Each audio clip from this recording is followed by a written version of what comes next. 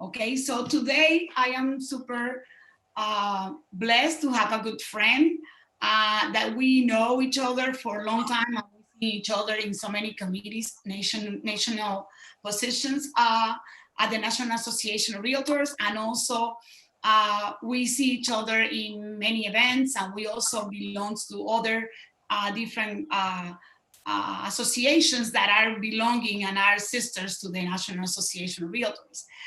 Spencer Hu is a principal for Hu Global Consulting. He's a partner of PFC Group at Remax Omega, right? And he is the 2020 chair for the California Association of Realtors Global Real Estate Forum. He is based in Irving, but he also are in the place of also San Gabriel Valley in California. He is a person that he since a child he breathed and through the real estate because his parents was investors for real estate, and he also is known as an influencer because he's working extensively with China and Greater Asia for over the last decade. So he will be a person that because his knowledge of the California real estate situation and also the China and the Greater Asia real estate market, we're gonna be speaking with him today. He's bringing buyers and investors, clients over the US, as well as providing safe and stable investment with all Asia and recently with Latin America too. So he often is being invited to speak internationally or interviewed, quote for publications online and in print, and on global real estate related topics. He also regularly consults developers and companies who wish to expose their projects worldwide, right? So Mr. Hu currently, I said, chaired the 2020 Global Association of Realtors in California, which have over 200,000 members, California. He also is writing a book that I am also a part of. He invited me to be part of his book, so I feel super honored, and it's an honor for me to have you today here, Spencer Hu. We're gonna be talking about real estate in California, China, your book, and also your trends for this market. Good afternoon, Spencer. Hu, how are you? Great. Thank you for having me on the show. I'm very excited that you are putting on this program every week. I think you said you have one program in Spanish and then one program in English. I know that's a lot of work, so congratulations, and very excited for that. And of course, very excited to have you as a guest author for our Caribbean section for our global real estate book, which will be out hopefully very soon within these next couple of months. So very exciting as well. Yes, thank you so much. When I get the invitation, what was the requirements to be a part of your book? Because I saw so many good friends in your book. I saw you have different friends. You want to speak up a little bit about who is in the book and what are the parts that everybody is taking? Yeah, definitely. So when I'm actually a co-author, so I'm not the only author of the book. One of my good friends, Robert Miller, is the other co-author. He has over 50 years experience in international finance and specializes Latin America. And as Larissa explained, my background is more in Asia. So when we first started putting the book together, both of us felt that it would not be fair for both of us to write sections on countries that we don't understand, that we have not done business with, that we don't have those relationships with.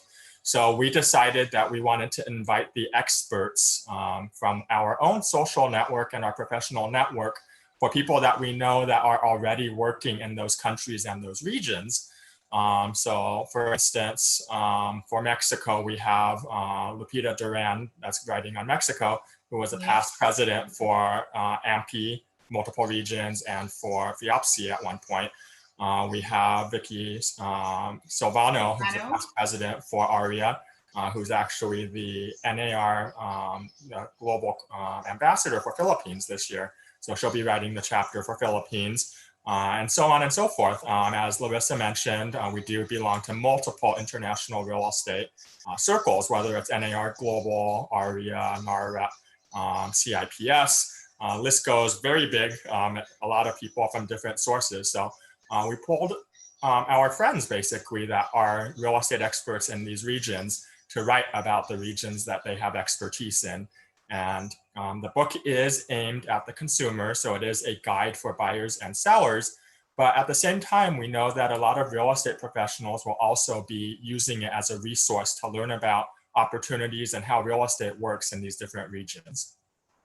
Yes. So how I understand. I am very pleased to that you invite me. So how long I have to write in this chapter? Because you sent me last week. So how long I have?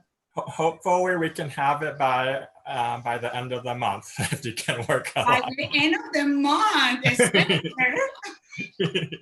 It's a Caribbean. Do you know how many a lot of countries? Yes. And I want to cover the most that I can because it's a big region, and I am very honored that you choose me to help you on that.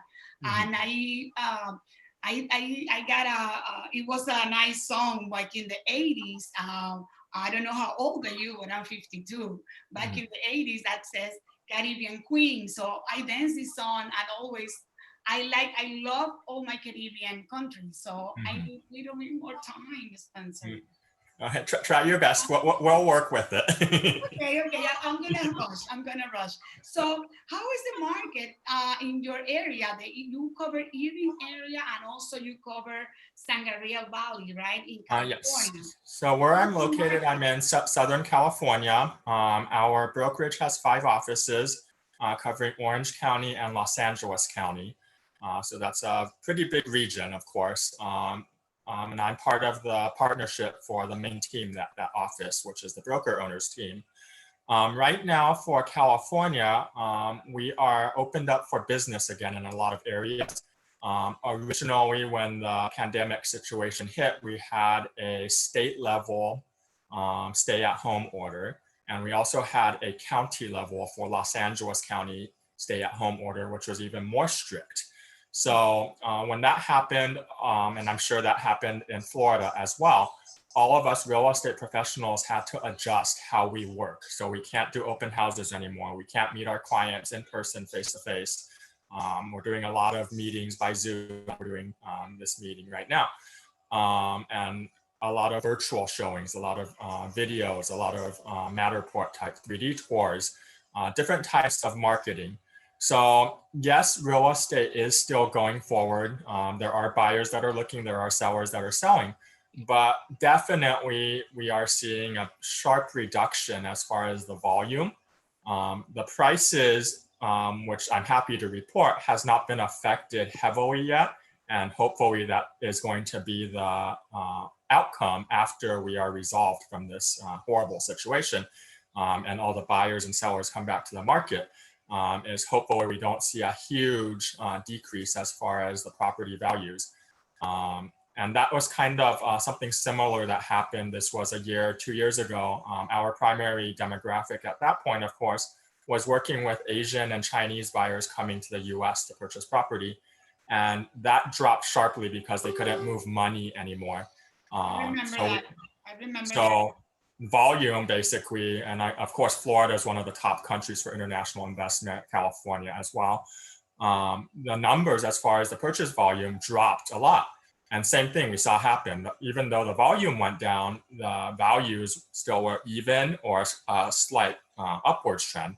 So that's kind of what we're still seeing right now. So that is good and happy to report that. What is good for us that are in the real estate industry, if we do have clients that want to do something right now, whether that's buy a home or sell a home, definitely we know that's a serious client, because unless you need to be moving, usually you're not going to be out and about in this current situation that it might not be safe to be out and about in some areas. Okay, so basically, well, we have more than less the same. And let me just correct you something. I'm sorry. Florida has been for the past, I think, 3 years, the number one state from the United States, right? That foreign investors are buying here. Actually, we have like 240 billions in growth this year, but most of them in real estate in Florida are coming from foreign investors, right? But China is more aggressive buying in the market of California for the geographic location, right?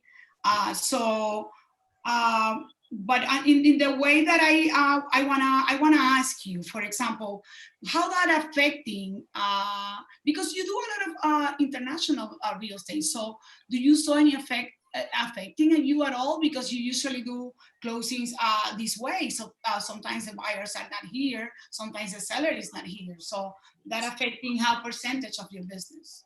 Mm-hmm. So for our own local business, definitely that has also taken effect. The listings that we have had or the buyers that we were currently working with when this first started, a lot of them basically are on hold, unfortunately. And that's why I mentioned those that are still currently wanting to do something. Those are your serious buyers that want to do something right away. On the flip side, you mentioned international real estate. I think that's where the opportunity is for a lot of us real estate agents that are basically working from home now. We are severely limited for what we can do. As far as the overall capacity for the amount of business we can do locally. So something we can do, of course, is add on the international real estate to our toolkit. I like to say toolkit since we have a lot of different toolkits. And market those to our clients. A lot of, and I know Larissa already knows, a lot of people that are working in the real estate market right now here in the US, the statistic is over 11% of your client base or the people that are in your database have already thought about or have already purchased something internationally. And for us here in the US, the main location that the US residents purchase outside of the US is Latin America. And as Larissa mentioned, that's something that our team is starting to market. Those areas, of course, Mexico, of course, is real heavy. Caribbean is real heavy, and Central America, very heavy. And then, of course, a little bit less in South America, but it also exists. So that's a huge market opportunity for us as real estate agents that are, of course, interested in this to learn about and present to our clients. On the other side of that, we are, of course, are not licensed in each of those individual countries. So we're not acting as the actual sales agent, we're acting as marketing for these projects and communities. And then, of course, we're working with our developer partners and our agent partners. And of course, like we mentioned, we're part of a lot of shared international networks that have the on-the-ground agents in those countries. To give an example, we personally are purchasing a home in Mexico right now. So that is still moving on. Yes, they are also having difficulties right now, similar to us. Certain offices are closed, certain processes are slowed down, but they have a plan to reopen up June 1st. So hopefully we can go over, sign our closing paperwork and take possession. The property is already finished, so that's good news, of course. So construction, whether it's overseas or here in the US, that's still moving forward. So that's always a good sign that developers and banks are still moving forward on the larger projects, saying, yes, the market is still going to be strong. Yes. For the outbound real estate opportunities, it's a very wide range of the reasons why the clients will be looking. So that's why it's a very good opportunity. Also, you're not looking for just one type of client. There's the reason that they're going to buy for a vacation home or a second home. You're going to have the ones that are buying straight for investment. Our purchase is an investment purchase. There's 8% minimum return on it every year. So it's very safe and stable. The third type is a relocation or retirement buyer. Those, of course, people will buy a higher priced property because they're going to be using it themselves on longer term. So there's different opportunities, different types of product, different price points, of course. And then for what we're working with, and I'm sure what Larissa has worked with, you see stuff as low as maybe 50,000 up to over 1 million for those that are actually buying them for trophy properties or for retirement use. So there's a wide range. With the developers, of course, they all offer referral fees, not commission because you're not licensed in these countries. They're referral fees. And the referral fees will be usually equal to or higher than whatever our buyer side commission is here in the US. So it is a good opportunity for you to learn about these specific countries, these specific communities. And of course, you need to be able to know what it is in order to present it correctly to your clients. You're not just pushing stuff blindly.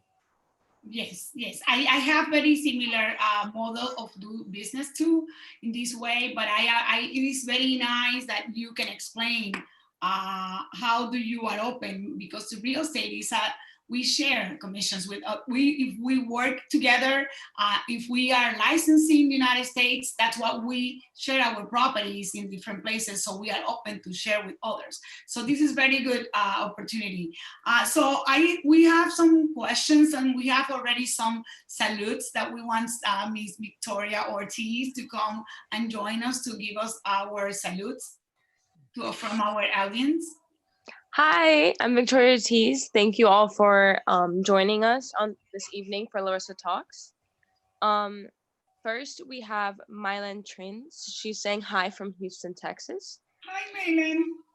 And we have our first question is, what are the main regions that Chinese buyers are purchasing in or investing in the United States?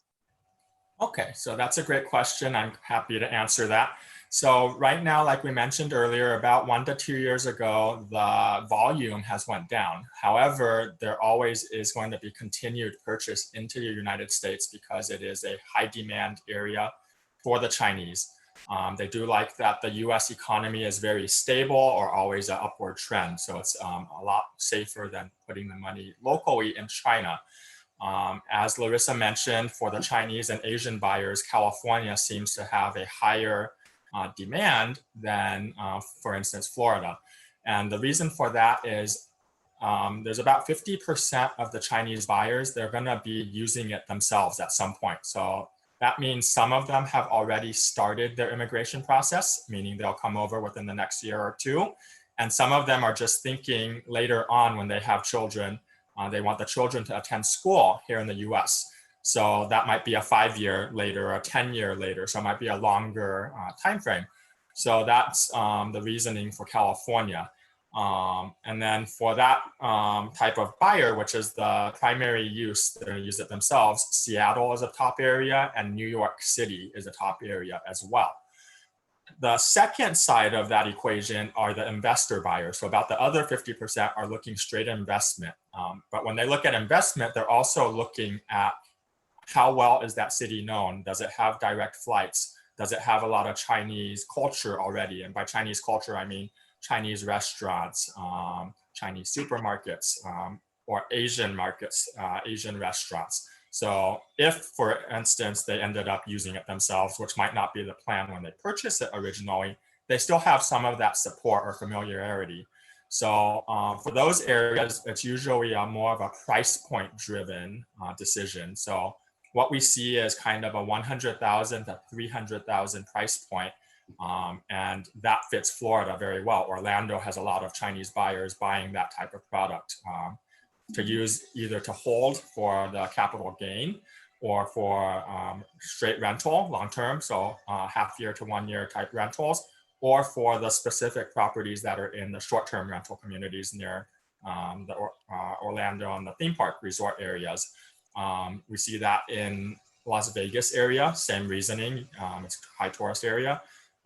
We see that a lot in Texas. So all 3 of the major cities in Texas, Houston, Austin, and Dallas, a lot of Chinese investment. And then Atlanta also made that list. And then of course, the Chinese buy everywhere, but these cities that I mentioned, these just have a lot of higher volume of the Chinese buyers, because what happens, and it might be a hive mentality maybe, is the Chinese are very social people. You do business over eating dinner or drinking beer or clubbing or whatever. I know there's a lot of other cultures similar as well. But because of that, everyone has a very large and wide social circle. So if one person in that social circle buys a property, they're going to tell all their friends, I just bought a property in California. I just bought a property in Orlando. And all their friends that were maybe thinking about it, but didn't get to that point of saying, I'm going to do it, they just got pushed because their friend did it before them. They're now jealous. So they're going to ask their friend all the questions. Why did you buy there? Tell me all the good things. And most likely they're going to buy where their friend just purchased because their friend did all the research for them. I'm sure a lot of us that are on the call right now, if you're getting ready to buy a car or a computer or a new electronic toy or something, you're going to ask all your friends, what do they think about something for their personal review? Because you're going to trust their opinion more than maybe going to YouTube or going online and searching. And the same thing with the international real estate. People ask their friends first, and the friends will basically give an honest opinion. What I liked about the process, it was easy. I like my house. Here's some pictures. Here's some videos. My family went to vacation last year, whatever. And it basically pushes them saying, okay, I need to do it as well. So that drives a lot of traffic to specific areas. Specific more when it's an investment in real estate. You know, some people are investing for a second home. Some people are buying for investment, just for investment. And they want to know their circle of influence, what they think about it, if they already bought a property there, and it's somebody that is telling them that they are buying and they bought a property. So it's different that coming from YouTube or something that you can Google, right? Or let's say this way, right? Well, what about what countries buying the Chinese besides the United States? So what countries do you see that is more targeting for them? Yeah, so same thing. We kind of see that 2 years ago as kind of a changing point, a pivot point for the Chinese. So before that 2 years ago, the US, Australia, and Western Europe were top locations. Western Europe, mainly we see a lot in Spain, a lot in Portugal, a lot in Greece. And the reasons for that is you can actually purchase a home and get a residency out of it. So 250,000 to 300,000 euro minimum, and you can apply for permanent residency. And that permanent residency, you end up with a ID card, which is a Sungun ID card, meaning any of the European Union countries, which of course we know UK is not part of anymore. You can basically freely travel within. So a lot of the Chinese that did have the liquidity and the assets, they said, oh, that's going to kill two of my requirements. One is I'm going to get a property I can use myself or be an investment property. And two, I get a visa that residency that I can use for a long term. After that previous 2 year point in between, so the last 1 to 2 year kind of time frame, that kind of dropped a little. And part of that, like I mentioned, was the fund transfer between China and out of China that became a lot more difficult. Yes. And what I mean by that is China has a currency restriction, which means that each individual can only convert 50,000 US from Chinese yuan to US dollars per year. So a husband and wife can only convert 100,000 US per year. That's not a problem if a lot of the people can plan ahead. So maybe last year or the year before, you said that, okay, I'm going to get ready to purchase a property overseas. Let me start converting and getting my money ready and converted. But no, for the Chinese, like I just mentioned previously, a lot of the things are triggered by other factors. And the friend circle is one of those factors. They like to brag, they like to show off. So if one friend says, I just did something, the other friend right away, okay, I'm moving my schedule up, and they want to do it tomorrow. So they don't have time to convert the money. So that caused a lot of problems for United States, Canada, Australia, Western Europe, where a lot of the properties, kind of the average price is 500,000 US or above. They can't move that kind of money that quick anymore. So what happened was Southeast Asia, so that's going to be Thailand, Vietnam, Cambodia, Indonesia. All of these countries, they're at a much lower price point. So you can get properties 50,000 to 150,000, condos, potentially a beachfront villa in maybe a certain known city at those price points. The second reasoning that those cities kind of skyrocketed with the demand and the transaction volume is it's a lot closer to China. So for the Chinese person to fly over to one of those Southeast Asia countries, it's going to be probably within 4 hours. Whereas if they flew over here to the US, it's going to take them, flying to California here is 13 hours. going to Florida, maybe a little bit longer. So that's always going to be a factor where they choose location wise is the airport accessibility and how long to get somewhere. So what about in Latin America? Because, for example, 2 years ago, 3 years ago, I don't know, because the year's now running so fast that I am just like, what? We are in another year. I don't know if it was 2 or 3 or 4 years ago. But the Dominican Republic, the Chinese and Dominican Republic, they do a good, they start a big relationship. So they start investing a lot in Latin America. So I know the fact that they are investing in the Dominican Republic area. So they have a international airport, so it's no problem. And they have maybe direct flight from New York, maybe not from California, or maybe from Texas and then Miami. But what about Latin American markets? Because I think that Chinese are good in South America and also in the Latin America side of more the Caribbean. Because Dominican Republic, I believe so. Somebody's seeing, bless you. If somebody's seeing us from there, please. I think if you buy a property, also you can get easy your residence in the country. Mm-hmm. So, do you think the Latin American countries? What about? I think that you are investing a lot of money there. Yeah. So that's part of the reason that our team is starting to add on Latin America to our offerings, and it's actually going to be a new platform that we're working on. So it's in process right now. And the reasoning behind that is definitely what Larissa just mentioned. There's a lot of institutional money, which means the larger companies within China, whether they are developers, whether they are insurance companies, whether they're straight wealth management type companies that have funds, basically they are already investing into Latin America, whether it's Mexico, whether it's Central America, whether it's Caribbean islands, and for different reasons for each area. So the statistic is that China is the largest equity holder for a lot of stuff in Latin America. They're also the largest debt holder, meaning they're lending money as well. So a lot of the banks maybe are using money that's sourced from China. And because of that, there definitely is a huge opportunity, very huge opportunity for marketing products within the regions to China. And not just China, for basically all of Asia. What China does, a lot of other countries around it kind of start doing similar. So that's a good indicator. So what we know in Panama, for instance, the Panama Canal, that was a project between Panama government and US government. Right north of Panama right now is Nicaragua. Nicaragua right now, there's a lot of Chinese investment. They're trying to basically do a similar type of project. And if it happens, then there's going to be competition as far as the freight logistics, the ocean freight and shipping. We all know that a lot of that goes through Panama right now.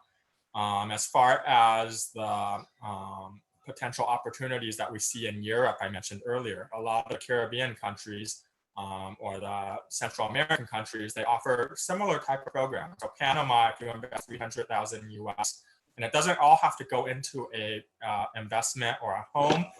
It could be 150,000 into the actual project. 150, you basically lock it in a bank. And within a couple of years, you can basically get a Panama residency.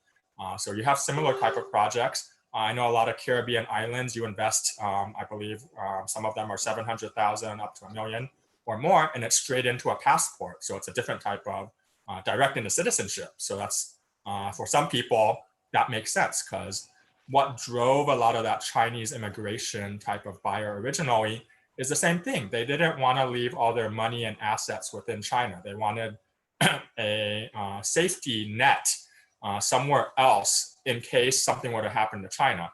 And with the current pandemic situation, we know, unfortunately, it started in China, and they're about maybe 1.5 months before us as far as all the metrics. A lot of buyers in China right now that were thinking about the international purchase or global purchases outside of China, they're going to be back on that map again. Maybe they were on hold for a little bit because of that money transfer situation was difficult. But right now, that is so recent of a huge activity that's a global activity right now. They don't want that to happen again. And if it does happen again, they want that option to have a property somewhere else. So that's going to drive, I think, a lot more of the inbound purchase back to the US, and also to the other areas as well, besides Southeast Asia, which we already know has that traffic. But I think it's going to drive some of it back to those original locations. Listen to you and talking, with you right now, and listen all your knowledge in the market, came to me a question. So for you, you're ethnic as Asian, right? Some people don't know how to differentiate if you are from China, if you are from Japan. Some people don't know the differentiation, right? Do you feel anytime, because you are from China, do you feel anytime any type of bullying in the street or something in California because coming from China, the COVID-19? Do you feel any type of, I don't know, attack or something? Do you think that your community feel that? Can you tell me a little bit? Definitely there is some anti-China sentiments out right now. For me and our family, we've basically been staying indoors for over probably a month and a half, almost 2 months now. So we're not out and about, but for those that are, yes, I'm pretty sure there is some potential danger for people that are probably verbally abusive, hopefully not physically abusive. We live in a very Asian community, San Gabriel Valley. It's probably less intense over here, but in other areas, definitely where the Asian population might be less, I think there might be some of those problems, yes. Okay, so what do you think is going to be the recovery for China and also for California? If you can give me after, what will be the recovery for COVID-19 in China and in California? If you can give me a little bit of your insights. Yeah, no problem. So for China, they already are in what we call a recovery mode. So they're in the after mode right now. What happened is this was probably mid-February to early March. Most of their larger companies started to reopen. And that's, of course, the manufacturing, the retail, the big malls, everything that basically generates GDP. So they are back to about 80 to 90% as far as the GDP numbers for what they were previously. And they open, but what about the response? So yeah, as far as the response for, let's say for real estate market, we know that definitely during the situation, everything was basically stopped. They were put in similar situation as us here in the United States, meaning that the sales offices or the sales agents were not able to meet with the clients live in person. After that, this was a number from March 31st, the most recent number, so less than a month ago, or a little over a month ago, I mean. They are basically back to about 60% the number of the real estate sales as the previous for an overall country. For certain areas, they actually have already surpassed the daily number for what we call I guess the Q4 2019. The average daily sales number, they've already surpassed that in some of the tier 1 cities and tier 2 cities. So if we use China as a model, I don't see any reason why us here in the US, we can't be very similar to what their response and the result is. Definitely, we operate a little bit differently than China. China, when they first went into the situation, they were on complete 100% lockdown. Whereas us here in the US, our stay-at-home order might only be maybe 60% of the intensity or the effectiveness. And part of that is because a lot of our residents, unfortunately, they don't understand or don't believe what's going on, and they're still going about everyday life. So it might take a little bit longer for us to get to that stage, but once we do, we should have a healthy rebound. We of course are going to go down because of it, but we'll have that kind of a V rebound. So what about a personal question? What about your family in China? They are good? You are your family and your relatives and your spouse? Yeah, so our direct family members, like I mentioned, most of the Chinese relatives and the residents, when this first happened, they're on lockdown. So we basically were in conversation with them maybe once per week or several times per month. Right now, all of that has been lifted. So their lifestyle, everyday life is going back to normal. Yes, everyone has to wear face masks now because the virus is still there, definitely. But everyone just needs to be cognizant, understand that there is a risk of the virus. So you need to adjust your lifestyle. So for instance, going to restaurants now, in China, they measure your temperature before you go in. The tables are spaced out a lot more farther. Movie theaters, I don't think, have opened yet. They said Disneyland in Shanghai is getting ready to open, but they're going to be limiting the amount of people that can go in, and it's by appointment only. So maybe if they open, it's not going to be at 100% capacity, maybe only 50% or 40%, but still they can open, which is a good sign. So I can imagine that. So in basically the restaurants are open and many other malls that you mentioned. But what is the response of the people? They are like was before, for example, the restaurants I know they need to have now. I don't know what this is a small restaurant. Maybe they're gonna have. I don't know what they're gonna do, but we need to have 6 feet, right, between Yes. all. So the response from the people, they are getting back. They are not afraid to come back, or for China, it seems that they're all starting to go back to normal everyday life. So they are slowly going out and about. Our own relatives basically are going out. Some are basically looking for work. Some that have jobs, those have not started up again. So it's not every company and every restaurant that has started operations again, but it's slowly, as days go by, they're getting onto that because the numbers are much lower in China right now.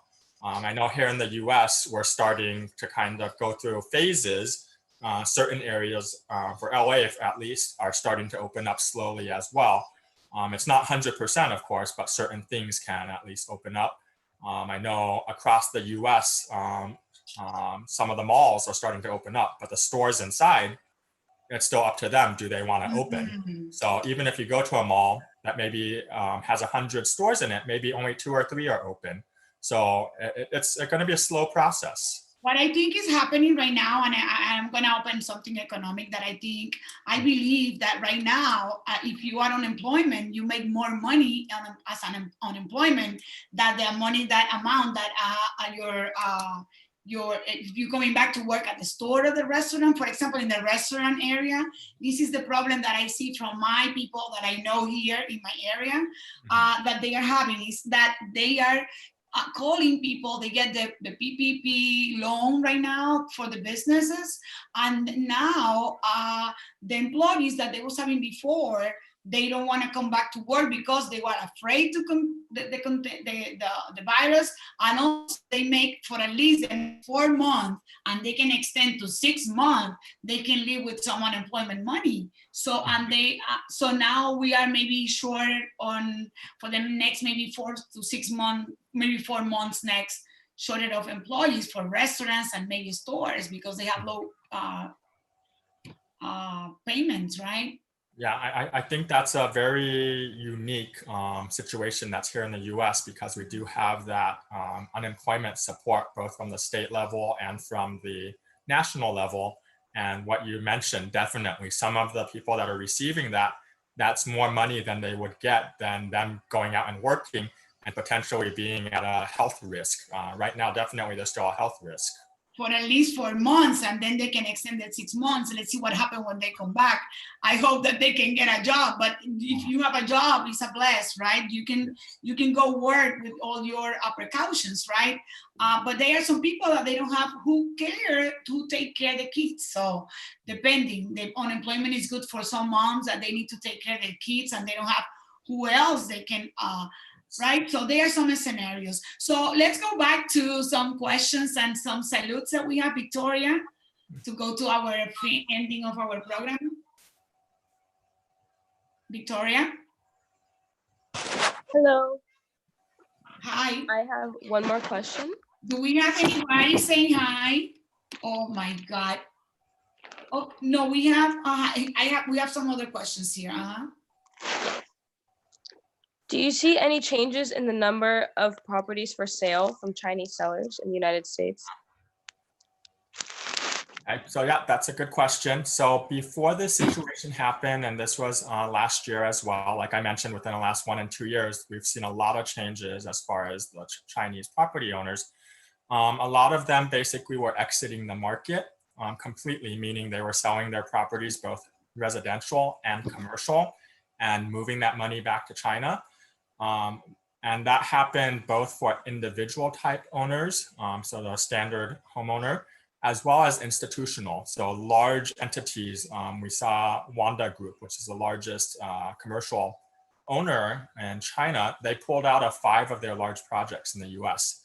4 of them were in New York, Manhattan area. 1 was in Beverly Hills, and they sold those for $5 billion with a B. So a lot of this basically Wow, with the B. with a B, very big number, yes. And that's just one entity. You have a lot of other entities that had similar happen with them. Part of this we think was planned, meaning they were watching the markets as far as the currency exchange. When they purchased the property 5 to 10 years ago, it was at a 1 to 6 conversion rate. When they sold it last year, or the 1.5 years ago, as close to 1 to 7. So they basically, even if they sold it at the same exact price they got it, they made money. So a lot of them basically, they said, it's a good timing, the numbers make sense, I don't want to continue on the project, and went. But we know that for someone like Wanda Group, they put a lot of money into the entitlement process. So there's a lot of value add on top of that. Right now, because of the current situation, yes, I think that we'll see some repositioning as well. So some of the Chinese property will be selling the home and maybe repositioning, meaning they might sell the property at maybe it's $1 million and then repurchase something that's 500,000 and then take another 500,000 and maybe move it somewhere else. Or maybe it'll be going into a second property. So 1 property and turn into 2 properties here in the US. We might see a lot of, like I mentioned, we'll see a lot of inbound money for new property buyers. So as long as the market is healthy, that's going to keep our the property values kind of growing at a steady number. Right now, of course, our numbers, like I mentioned, we're stable pretty much. So we aren't going to see anything kind of jumping that way or jumping that way, which is very good. Yeah. Opinion in Florida. So Victoria, I think that we have our one question before I conclude with my last question. But I will take that if you are available to present this one. And I want to say hi to John Ortiz that says Circle of Influence works 100%. We have also say hi from Sharon. Hi, Sharon from New Jersey. So yes, Victoria. Yes, I was about to say that. Greetings from Sharon from New Jersey. Oh, and we have 2 more questions left. They want to know, what is the best way to market to the Chinese at this moment? So for the Chinese right now, and this is a statistic that we got from some of our partners, which are some of the real estate associations in China, they say that the property searches right now that have gone on during and basically within the last month on the property portals has gone up. So it's about 3,000 to or 300 to 1,000%, which is 3 to 10 times more searches for properties. We don't know, of course, is it just because they have nothing better to do? They're stuck at home. They started looking at homes because they say, okay, at some point I'm going to do something. Or is it actual saying, I'm going to do something when this ends, which is, of course, the type of buyer that we want. So because of that metric, online marketing for your properties is still probably the most effective and the easiest and price efficient. And by what I mean by that is there's a lot of different platforms that you can use to get your properties in front of Chinese buyers. One of the more well-known ones is called Juwai, Juwai, and they market themselves as the largest international property portal for Chinese. So they do have a lot of Chinese people looking through that site. The domestic real estate portals in China, which there are several, there's one called, what is it called? Sodi10. There's one called Fang, F-A-N-G. There's one called Anjuka. So there's several. They all have international portions to their site where you can insert listings as well. These products will be anywhere from like for GUI, it's going to be about 100 to 125 per month, and it allows you to insert 50 listings. So I hope all of us have 50 listings at a time. That would be a nice, happy thing. Some of them are priced per listing. So maybe $50 to insert it per listing, and it's going to be 1 month to up to 3 month term. So that's one way. And that, of course, shows up with your personal information. So any Chinese buyer that's interested, they would be reaching out and you end up with that contact information. The other way is how my team works is we have local partners within China. And as Larissa mentioned, I do have a consulting company, Who Global Consulting. And part of our product offering is basically helping agents, developers, and other companies get their products and listings in front of Chinese. So that's also an option. And those, of course, are based on kind of a personal person-to-person relationship we have with a lot of our partners, whether those are brokerages, whether those are wealth management firms, whether those are banks that have those wealthy clients, or immigration companies. Originally, we worked a lot with immigration companies. Recently, here in the US, our EB-5 program, that's not the best program for Chinese anymore. So a lot of immigration companies, that's not your best option anymore. So there's a lot of options. For agents, if you want to learn about China, make some of these relationships. Go on trade missions. We did a trade mission last year in March. We had 24 agents from across the US join us. One of them from Philadelphia closed 2 deals as a result of going. Your trade mission, that's not your main goal, but of course we know that's going to be a side effect is you're going to get business out of it. The main goal is to create relationships, learn about China, learn about the Chinese real estate economy. And that's my feeling. And of course, I know Larissa is the same because when she goes to NAR, she has a big group of people following her around, is meet the people in person, because people want to work with people they know in person that they like and they know and they understand and trust. So that's, of course, the other side of it. So for those that do have maybe higher budgets, that's the opportunity is when we're open up to go travel again, start to travel and make those relationships. Go to NAR Expo and meet everyone. Maybe hire a consultant, whether it's my company or another consultant that actually has that presence in China already to push your product. One thing is that I want to say, as you mentioned, the relationship is not going 1 year to something, it's not only going to 1 year. I am interested in target the Chinese market, but it's not only going 1 year. Real estate business is relationship, and also including in more important when it's outside of your area. When you are marketing outside of the country, if they don't know you, no matter what you do, they may not gonna call you because they always looking for reference. If somebody knows you, it's gonna be the best way for you to get referrals is your referral networking, actually. So people know how you work, they will send you more referrals, right? So basically we can targeting in the way that we want, but the most important thing is that knowing the market, knowing them, they know that you are interested in them, not only for the money, right? Not only for the money. So it's only a perception of how you are, right? So we have a last question, Victoria, please. Victoria? Yes, one Yes. last question. How has the Chinese economy been affected by COVID-19? And is there any exception for Chinese investors to re-enter investing in the United States?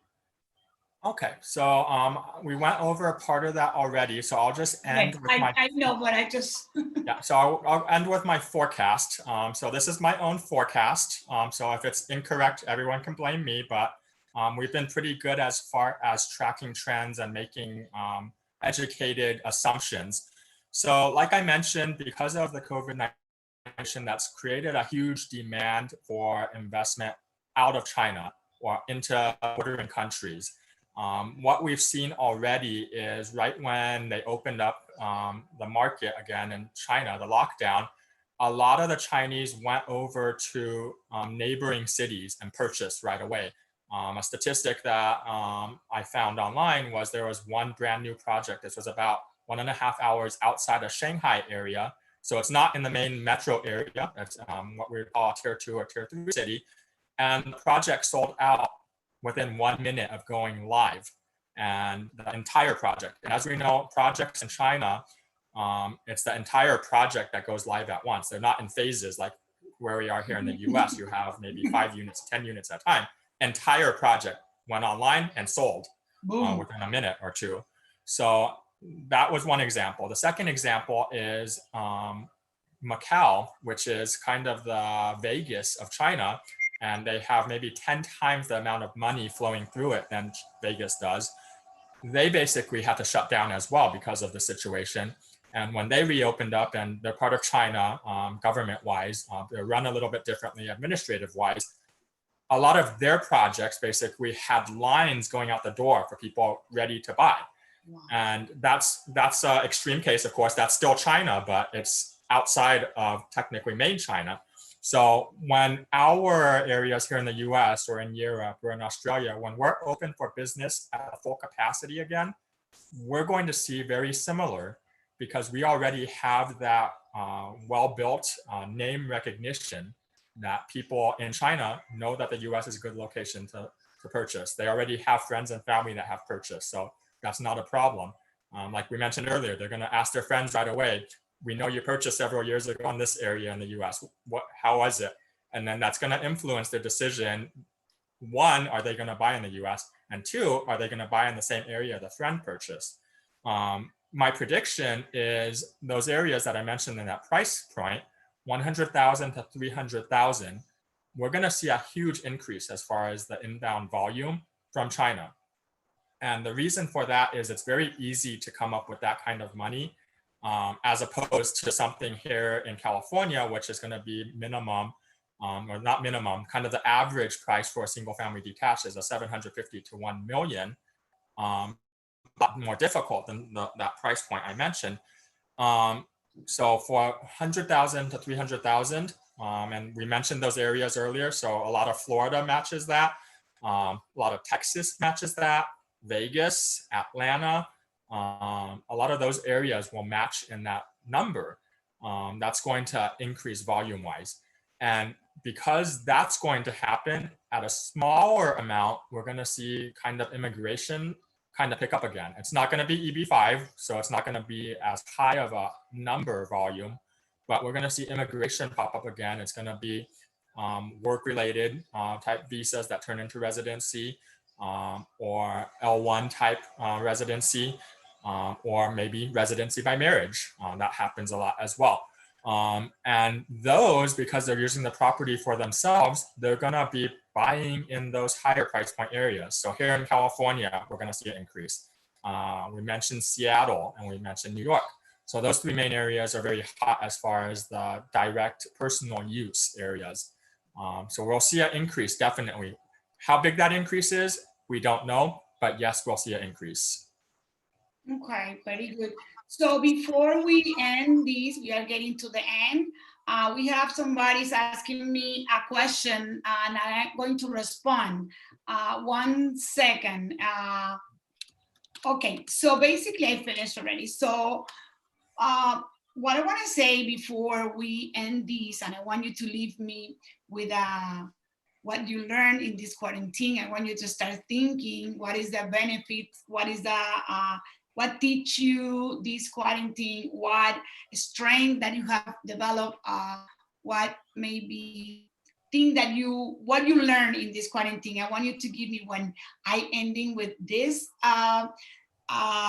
little announcement that I want to say. So next, I want to say to everybody that Thursdays we have Larissa Talks in English and Tuesdays are in Spanish. So next Tuesday, May 12th, we're gonna have here with us our Hall of Fame and our beautiful friend Francisco Kiko Angulo from the Miami Association of Realtors. He's a past global NAR chair like 2 or 3 years ago from Venezuela. And I am very proud to have him also. Also, we're gonna have Mabel Guzman. She is from the Chicago area. Mabel is in the leadership for NAR. and she's gonna come and we're gonna be speaking, it's gonna be in Spanish on Tuesday, so we're gonna be speaking the same things that we are doing here. We're gonna have a very nice conversation, and we're gonna develop the conversation through we're gonna be speaking. So that's what I like. I don't wanna have something square for you guys. I wanna give to the audience as much as they asking, and as much as our actors that we invite into our program are given to us, so we can nutrient ourselves and our spirit and our realtor soul, right? So I want to know our next one is Francisco Angulo and Mabel Guzman on May 12th, and on May 14th is going to be in English, and I'm going to have the proud to have my president for my own association, Greg Lord, and he's going to be speaking with me regarding our real estate market in Ocala, Florida, and also we're going to have other invites. At the same time, he's a good realtor, top producer for farms. We're going to be speaking about the farms and how impact the COVID-19 to the farms properties. So I want to know, before we leaving, what we've been teaching. I don't know if you noticed that I have a Chinese dress. I don't know if you noticed that I have a Chinese dress for you. And then, so before also say, but when is going to be the book? Before I am the last one that need to finish your chapter, or? We have a couple more that we're still waiting for their chapter text. So not just you. So what is the name of our book? So it's Global Real Estate, Official Guide for Buyers and Sellers. And then like I mentioned, it's going to cover multiple different countries, and then the concept and practice of buying and selling global real estate. Excellent. And I am super happy that I'm going to be writing the chapter for the Caribbean. I'm super excited for that. So tell me, what is your why did you choose me actually? So originally we preset some countries, and then you offered saying you had expertise in those specific countries. And like I mentioned, we do have a strong concentration we want to learn about and expose Latin America. So it's perfect in line with what we wanted to do. Okay, thank you so much for choosing me. So what teachers do you have to obtain in this quarantine? What makes you strong? So we can go with something positive today. Mm-hmm. So every day when you start, make sure you have a schedule. Some of us have schedules a week out. So like yes. I speak at a lot of these events. Keep to your schedule. So if you're working, set a schedule that you can stay to. Don't be distracted, because a lot of us are working from home. So stay away from your distractions. Work from an area in your home that is an office for your home, whether that is an actual home office, whether that's your kitchen table, half of it, but wherever your work is done, that's where you sit and do work. It's not somewhere you go and do something else. So whatever you set as far as your schedule, stay to your schedule, and always start the day positive. Don't start the day with news. I know a lot of people start the day with news. Right now, the news is not positive. So start the day with maybe friendly classical music, maybe, or something that's upbeat to start your day in a more happy mood. When you're finished with all of your work activities, then you can catch up on the news when it's not going to affect your mood for that day. Very good, very good. I wake up every day and I pray a lot. I stay a lot in my bed praying. So, and then I see the news. But I love the music side. So thank you very much to everybody that being with us here at Larissa Talks. Today, May 7, 2020. I appreciate all of you. Thank you so much, Spencer Hu. And you know that I'm going to be finished the chapter soon, and I'm going to be sending over to you. And then we have another time again to come to Larissa Talks to promote the book, okay? Thank you so much, everybody. Thank you so much.